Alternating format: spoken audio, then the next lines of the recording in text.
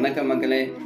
இந்த வீடியோவில் நம்ம எதை பற்றி பார்க்க போகிறோம் அப்படின்னா, இந்த சர்ப்ப தோஷம் நாகதோஷம்னு சொன்னாலே காளகஸ்தி பரிகாரம் நாங்கள் போயிட்டு வந்தோம், எங்களுக்கு போயிட்டு வந்தோம், சில தடைகள் குறைகள் இருக்குது, நிவர்த்தி ஆகலை அப்படின்னு நீங்கள் நினச்சிங்க அப்படின்னா கண்டிப்பாக இந்த வீடியோவை கடைசி வரைக்கும் பாருங்கள்.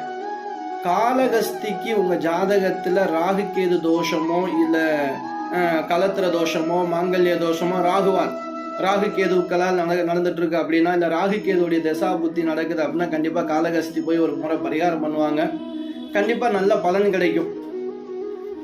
ஏன் அப்படின்னா இந்த காளகஸ்தியில இருக்கக்கூடிய கதிர்வீச்சு அவ்வளோ பவர்.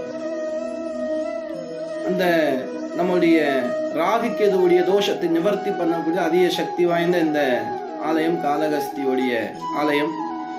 அப்படிப்பட்ட அந்த ஆலயத்துக்கு, அந்த காளகஸ்திக்கு சர்ப்பதோஷ நிவர்த்திக்கு போகிறோம் அப்படின்னா நம்ம எதை கடைபிடிக்கணும், முதல்ல யாரை பார்க்கணும், எதை வழிபடணும், அதுக்கப்புறம் என்ன செய்யணுங்கிறத நம்ம இந்த வீடியோவில் பார்க்கலாம். அதாவது பெரும்பாலும் நேராக நம்ம போய் டோக்கன் வாங்கிட்டு பரிகாரம் பண்ணுறோம், அது தவறுங்க.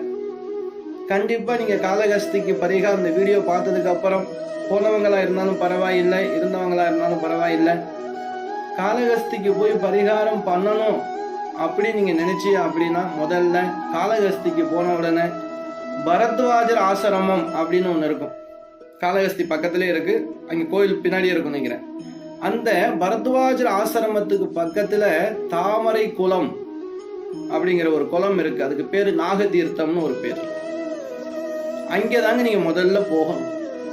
போயிட்டு அங்கே உள்ள அந்த குளத்தில் இருக்கக்கூடிய நீரை எடுத்து கொஞ்சம் தெளிச்சுண்டு அங்கே ஒரு பிள்ளையார் இருப்பார். அந்த பிள்ளையாருக்கு ஒரு கற்பூரம் ஏற்றிட்டு நாங்கள் இந்த காளகஸ்திநாதன்கிட்ட சர்ப்பதோஷ நிவர்த்திக்காக வந்திருக்கோம், எங்களுக்கு சர்ப்பதோஷம் நிவர்த்தி ஆகணும்னு சொல்லி அந்த குளத்தை பார்த்து வேண்டிக்கிறங்க. ஏன்னா அந்த குளத்துல தான் நாகங்கள் அதிகமாக இருந்தது, பாம்பெல்லாம் அந்த சுற்றி இருந்ததாக ஒரு புராண கதையே இருக்கு. பரத்வாஜர் ஆசிரமம்னு சொன்னா தான் ரொம்ப பேருக்கு தெரியும், தாமரை குளம்னு சொன்னா கூட ரொம்ப பேருக்கு தெரியும். நம்ம நாகதீர்த்தம்ங்கிறது தெரிய மாட்டேங்குது பெரும்பாலும் எல்லோருக்கும். அங்கே போயிட்டு பூஜையை முடிச்சுட்டு அதுக்கப்புறம் நீங்கள் என்ன பண்ணணும் அப்படின்னா, காளகஸ்திநாதன் கோயிலுக்குள்ளே வந்தவுடனே கூட்டு பிரார்த்தனை மெயினுங்க. நம்ம தனிப்பட்ட முறையில் பண்ணுறதை விட கூட்டு பிரார்த்தனை வழிபாடு இருக்கு இல்லையா, அந்த டிக்கெட் வாங்கிக்கிறங்க. அதுக்கப்புறம் நீங்கள் என்ன பண்ணுங்க, அந்த டிக்கெட் வாங்கி உள்ளே போனவுடனே அங்கே உள்ளவங்க தமிழில் எல்லா மொழியிலையுமே உங்களுக்கு அந்த பரிகாரத்தை கொஞ்சம் விளக்கியே பூஜை பண்ணுவாங்க. அது நீங்கள் பண்ணிவிட்டு உங்கள் கையாலே தேங்காய் உடைச்சு அந்த பூஜைகள்லாம் முடிச்சதுக்கப்புறம் அந்த நாகத்தை எடுத்துக்கிட்டு காளகஸ்தி இந்த கோவிலுக்குள்ளே போயிருங்க. இந்த காளகஸ்திநாதனை தரிசனம் பண்றதுக்கு முன்னாடி தரிசனம் சுற்றி வரும்போது அங்கே உண்டியல் இருக்கும். உண்டியல் உங்க தலைக்கு பின்னாடி என்ன செய்யணும், உண்டியலை வச்சுட்டு இப்படி சுத்திட்டு அந்த உண்டியலுக்குள்ள போடணும். நீங்க எதிர்க்க நின்று அந்த நாகத்தை போடாம உங்க தலைக்கு பின்னாடி தலையை சுத்திட்டு நாகத்துக்கு பின்னாடி போட்டு அதை பார்க்காம நேரம் என்ன செய்யணும், காளகஸ்திநாதனை பாருங்க, பார்த்துட்டு வந்து கூட செய்யலாம். அப்புறம் அம்பாலை தரிசிக்கணும். அதுக்கப்புறம் நேரம் வெளியில வந்ததுக்கு அப்புறம் கண்ணப்பர் நாயர் மலைக்கு மேலே ஏறி போற ஒரு இடம் இருக்கும். இந்த கொடிமரத்துக்கு பக்கத்துல அப்படின்னா சைட்ல ஒரு இடம் இருக்கும். கண்ணப்பருக்கு தரிசனம் பண்ணணும். மலை மேல ஏறணும், கொஞ்சம் முடியாதவங்க கீழே இருந்தே தரிசனம் பண்ணிக்கலாம்.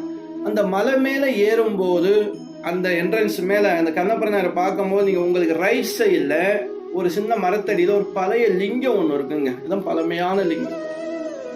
முடிஞ்ச நீங்க இங்கிருந்து போகும்போது அங்க தண்ணி வசதி இப்ப இருக்கு, நீங்க முன்னாடி தான் இல்லை போயிருக்கு, கொஞ்சம் வில்வம் விபதி வாங்கிட்டு போங்க.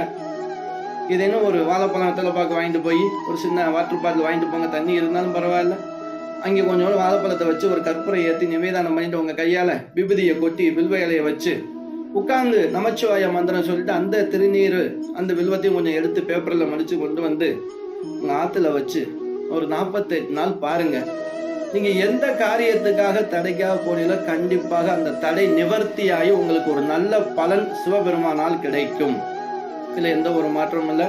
வீடியோ பிடிச்சிருந்தீங்கன்னா லைக் பண்ணுங்கள், ஷேர் பண்ணுங்கள், அப்படியே நம்ம வீடியோ சப்ஸ்கிரைப் பண்ணிக்கிறங்க, ஆதரவு கொடுங்க.